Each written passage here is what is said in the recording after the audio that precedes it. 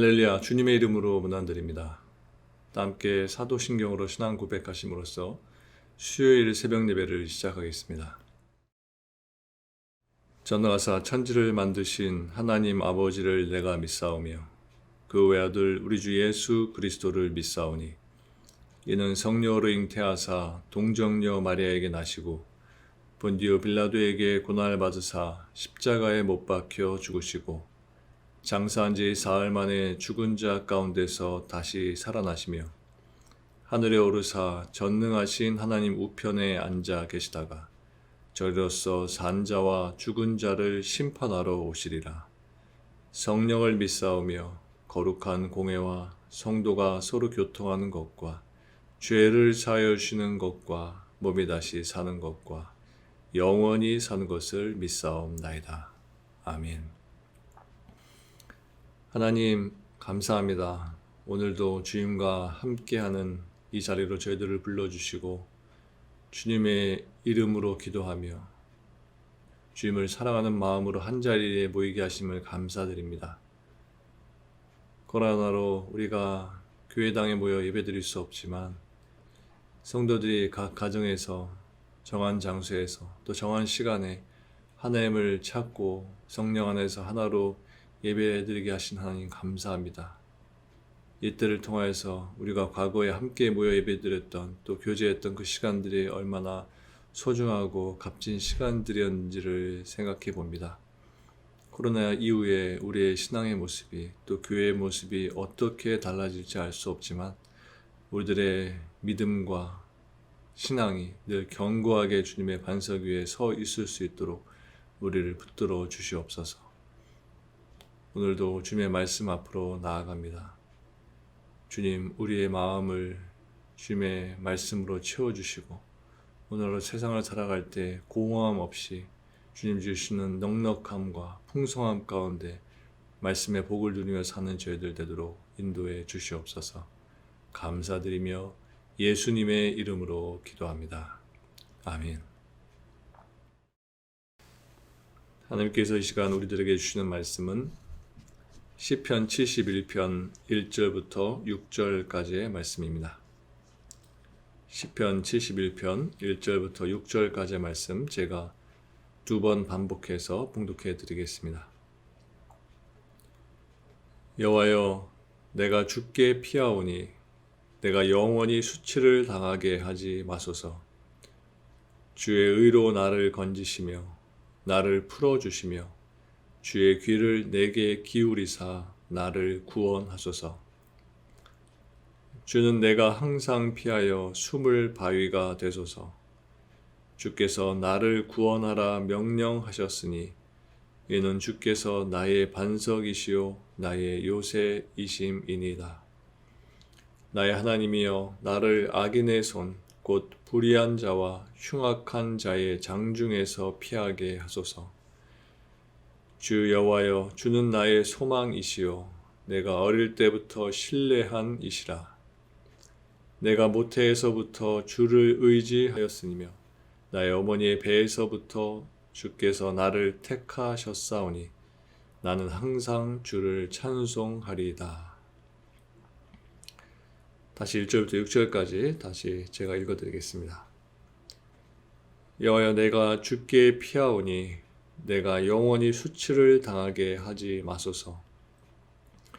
주의 의로 나를 건지시며 나를 풀어주시며 주의 귀를 내게 기울이사 나를 구원하소서. 주는 내가 항상 피하여 숨을 바위가 되소서. 주께서 나를 구원하라 명령하셨으니 이는 주께서 나의 반석이시요 나의 요새이심이니이다. 나의 하나님이여, 나를 악인의 손 곧 불의한 자와 흉악한 자의 장중에서 피하게 하소서. 주 여호와여, 주는 나의 소망이시요 내가 어릴 때부터 신뢰한 이시라.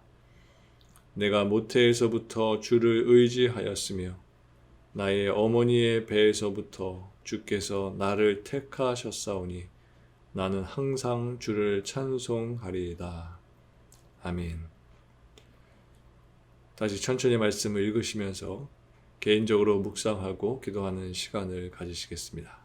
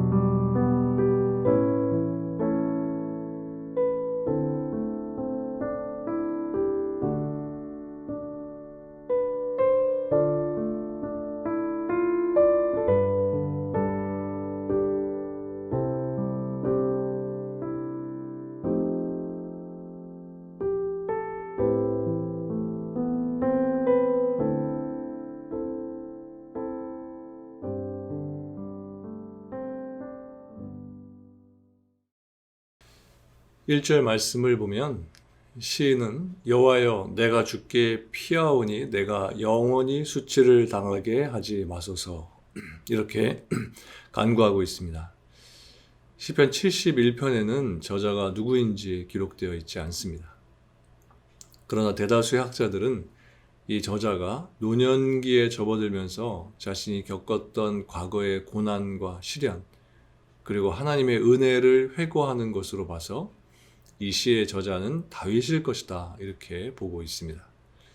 그렇게 봤을 때 본문에서 시인이 하나님의 도우심을 구하고 있는 이 위기의 상황은 바로 다윗이 아들 압살롬의 반역으로 인해서 큰 위기에 처한 그때를 말하는 것으로 볼 수 있습니다.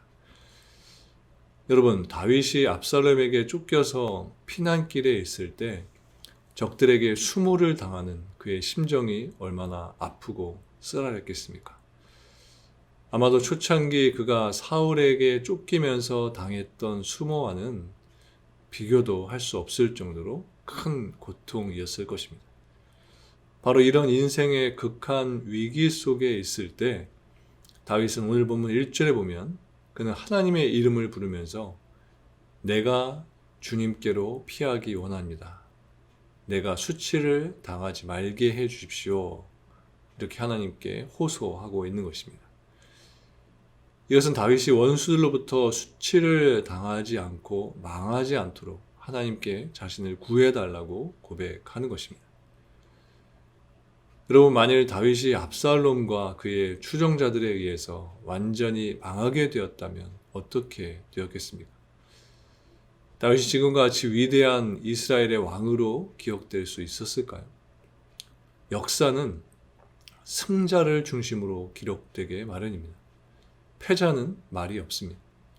다윗이 아무리 열방을 정복해서 나라를 든든히 세워놨다고 해도 그가 반역자들에게 죽임을 당했다면 반역자들은 자신들의 반역의 정당성을 알리기 위해서라도 다윗을 폄하했을 것입니다. 그렇게 되면 어떻게 되었을까요? 그는 지금과 같이 위대한 왕으로 기억될 수 없었을 것입니다. 그는 악한 왕으로 몰려서 영원한 수치를 당하게 되었을 것입니다. 또 그가 반역자들에게 죽임을 당했다는 사실 그 자체가 영원한 수치로 남았을 것입니다. 그러므로 그는 하나님께로 피하면서 자신이 수치를 당하지 않도록 그리고 자신을 위기에서 건져주시기를 하나님께 간구하고 있는 것입니다. 그렇다면 다윗이 이렇게 하나님께로 피했을 때 어떻게 되었을까요? 구약 사무엘서를 보면 하나님은 다윗을 위기에서 건져주신 것은 물론이고 그를 다시 회복시켜 주신 것을 보게 됩니다. 그리고 하나님께서는 다윗의 원수들을 멸하심으로써 그들이 다윗 대신에 영원한 수치를 당하게 하셨습니다. 3절 말씀에 보면 주는 내가 항상 피하여 숨을 바위가 되소서라고 말합니다. 여기서 시인이 말한 바위는 견고함과 불변이라는 이미지를 가지고 있습니다. 따라서 시인이 말하는 항상 피하여 숨을 바위라는 이 표현은 결코 변하지 않는 안전한 피난처를 의미하는 것입니다. 결국 본문의 시인의 호소 속에는 하나님께서는 자신을 안전하게 영원토록 보호해 주실 것이라는 그의 굳은 신뢰가 담겨져 있는 것입니다. 우리가 알고 있는 것처럼 다윗은 참으로 험난한 인생을 산 사람입니다. 그는 사무엘로부터 이스라엘의 왕으로 기름 부음을 받은 이후에 단 한순간도 평탄한 삶을 살지 못했습니다. 그는 골리앗과의 싸움에서 승리함으로써 이스라엘의 영웅으로 부상했지만 그것은 그에 대한 사울의 시기심에 불을 지피는 것이 되고 말았습니다. 사울은 백성들에게 자기보다 더 인기가 좋은 다윗을 자기의 왕권을 위협할 수 있는 적으로 생각했습니다. 그래서 틈만 나면 다윗을 죽이려고 했던 것입니다. 다윗은 그러한 사울의 위협을 피해서 광야로 피신했지만 그래도 안전하지를 못했습니다. 사울은 다윗을 죽이고자 혈안이 되어 있었고 그로 인해 다윗은 얼마나 많은 위기를 경험했는지 모릅니다. 하지만 사울은 다윗을 위기로 몰아넣기는 했지만 그의 생명을 해치지는 못했습니다. 그것은 하나님을 절대적으로 신뢰하는 다윗을 하나님께서 친히 보호해 주셨기 때문입니다. 그래서 다윗은 시편 18절 2절에 보면 이렇게 하나님을 고백합니다. 하나님께 고백을 합니다. 여호와는 나의 반석이시오 나의 요새시오 나를 건지시는 이시오 나의 하나님이시오 내가 그 안에 피할 바위시오 나의 방패시오 나의 구원의 뿌리시오 나의 산성이시로다. 이 다윗의 고백과 같이 하나님은 다윗이 항상 피할 수 있는 바위가 되어 주셨습니다. 하나님께서는 다윗을 한순간도 버려두지 않으시고 그를 반석과 같이 바위와 같이 보호해 주신 것입니다. 여러분, 세상에는 사람들이 나름대로 생각하는 피난처가 있습니다. 그래서 사람들은 위기를 만나게 될 때에 그러한 피난처를 의지하게 됩니다. 사람이 의지의 대상을 찾게 될 때 가장 중요한 문제는 과연 누가 자기를 안전하게 보호해 줄 수 있는가 하는 것입니다. 그런데 만일 자기가 믿고 의지하는 대상이 자신을 안전하게 보호할 만한 힘이 없다라고 한다면 그는 낭패를 당할 수밖에 없을 것입니다. 애굽을 의지했던 남유다가 바로 그와 같았습니다. 예레미야 말씀에 보면 하나님은 남유다가 생수의 근원을 버리고 물을 가둘 수 없는 터진 웅덩이를 판 어리석은 자들이다 라고 이렇게 말씀하셨습니다. 그렇다면 여러분은 여러분의 안전을 위해서 무엇을 피난처로 삼고 있으신가요? 혹시 여러분들은 지금 남유다와 같이 터진 웅덩이를 파고 있지는 않으신가요? 견고한 바위, 반석 대신에 모래로 쌓아올린 성 안에 있으면서 그곳이 안전하다고 생각하고 있지는 않으신가요? 우리가 견고한 반석 되시는 하나님이 아닌 다른 것을 의지하고 있다면 그것이 무엇이든지 그것은 모래성에 지나지 않는 것입니다. 그러한 것들은 우리가 위기에 처했을 때 결코 우리의 안전한 피난처가 되지 못하는 것입니다. 즉 우리의 안전을 보장해 주지 못하는 것입니다. 6절 말씀에 보면 시인은 이렇게 말합니다. 내가 모태에서부터 주를 의지하였으며 나의 어머니의 배에서부터 주께서 나를 택하셨사오니 나는 항상 주를 찬송하리이다. 여기서 모태에서부터라는 말은 시인이 아직 하나님에 대해서 인식하지 못했던 때를 말하는 것입니다. 그러므로 시인이 내가 모태에서부터 주를 의지하였다라는 이 말은 시인이 태어나기 전부터 하나님께서는 그를 구별하셔서 그를 특별한 하나님의 보호 아래에 두셨다는 것입니다. 여기서 시인이 말하고자 하는 것은 자신의 출산의 과정 속에 하나님의 도우심과 하나님의 섭리가 있었다는 것입니다.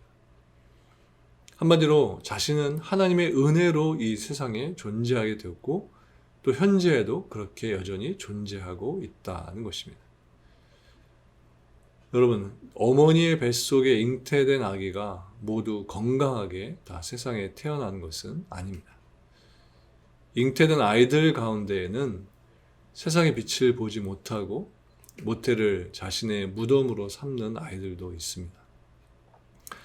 오늘날에는 그래도 의학 기술이 발달되어서 아기가 사산되는 일이 많지는 않지만 과거에는 태어나지도 못하고 죽는 아이들이 많았습니다. 한 생명이 건강하게 태어나는 것은 생명의 근원이신, 생명의 주님이신 하나님의 도우심과 섭리가 아니면 불가능한 일입니다. 그래서 우리는 다 하나님의 섭리와 은혜 가운데 태어난 존재들인 것입니다. 우리는 다 고귀한 생명들입니다. 그리고 우리가 하나님의 섭리와 은혜 가운데 잉태되고 태어났다는 것은 우리에게 아주 중요한 사실을 교훈해 줍니다. 그것은 곧 하나님은 우리 삶의 가장 중요한 이유가 되신다는 것입니다. 하나님은 우리의 삶의 이유가 되십니다. 하나님으로 인해 우리의 삶이 존재하는 것입니다. 아니 땡 굴뚝에 연기 날까라는 이 속담도 있듯이 이 세상에 어떤 것도 이유가 없이 생겨난 존재는 하나도 없다는 것입니다. 우리는 모두 어머니의 뱃속에서 10개월을 머물다가 이 세상에 나왔습니다. 생명의 신비입니다. 그리고 우리가 이 세상에 나오기도 전에 어머니의 뱃속에 있을 때부터, 아니 그 전부터 하나님은 우리들을 택해 주셨습니다. 그리고 그때부터 지금까지 우리들을 늘 든든한 반석과 같이 지켜주시고 계십니다. 시인은 본문 3절에서 주님께서는 나의 바위가 되신다라고 했는데 저는 설교를 준비하면서 한번 제가 봤었던 큰 바위들을 생각해 봤습니다.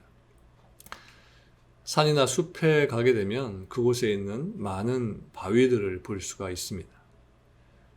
그런데 그 바위들은 언제나 같은 자리, 그 자리에 있습니다. 흙과 나무와 꽃, 이런 것들은 세월이 지나면 죽습니다. 변합니다. 10년이 지나면 강산도 변한다라는 말이 있듯이 세월이 지나면 많은 것들이 변합니다. 하지만 바위는 변하지 않습니다. 늘 그 자리에, 늘 같은 자리에 있습니다. 우리 주님께서 이와 같이 우리의 반석이 바위가 되어 주십니다. 주님께서 늘 그 자리에서 변함없는 사랑과 은혜로 우리들을 지키시고 보호해 주시고 계십니다. 우리들도 오늘 시편의 시인과 같이 내가 주님께만 피하겠습니다. 내가 주님 곁에만 머물러 있겠습니다. 나를 붙들어 주시고 나를 구원해 주십시오. 이렇게 고백하시면서 오늘 하루도 오직 주님과 함께 하시는 하루의 삶이 되시기를 주님의 이름으로 간절히 축원합니다. 기도하시겠습니다. 하나님, 우리의 피난처가 되시고 우리의 바위가 되어 주시고 늘 우리의 보호자가 되어 주시니 감사드립니다. 세상의 그 누구도, 세상의 그 어떤 것도 우리에게 참 만족과 위로와 우리의 삶을 지킬 그 어떤 것은 아무것도 없는 줄 압니다. 오직 주님만이, 태초부터 우리를 지키신 우리 하나님만이 우리의 피난처 되시며 반석 되심을 믿습니다. 오늘도 그 주님을 바라보며 그 믿음 가운데 살기를 소망합니다. 주님, 우리에게 그 말씀을 가슴 깊이 새겨주시고 주님만을 붙들며 주님만을 의지하며 사는 오늘 하루 되도록 인도하여 주시옵소서. 그래서 그 믿음으로 살아갈 때 믿음 없는 우리의 가족 식구들이, 또 믿지 않는 주변의 많은 이들이 믿는 자의 모습을 통하여서 살아계신 하나님을 바라보게 하시고 그 하나님을 영접할 수 있는 전도의 문도 우리들의 삶을 통하여서 열려질 수 있도록 인도해 주옵소서. 오늘 하루의 삶을 주님의 손에 맡겨 드리오며 감사드리며 예수님의 이름으로 기도합니다. 아멘. 하늘에 계신 우리 아버지여, 이름이 거룩히 여김을 받으시오며 나라가 임하시오며 뜻이 하늘에서 이루어진 것 같이 땅에서도 이루어지이다. 오늘 우리에게 일용할 양식을 주시옵고 우리가 우리에게 죄 지은 자를 사하여 준 것 같이 우리 죄를 사하여 주시옵고 우리를 시험에 들게 하지 마시옵고 다만 악에서 구하시옵소서. 나라와 권세와 영광이 아버지께 영원히 있사옵나이다. 아멘.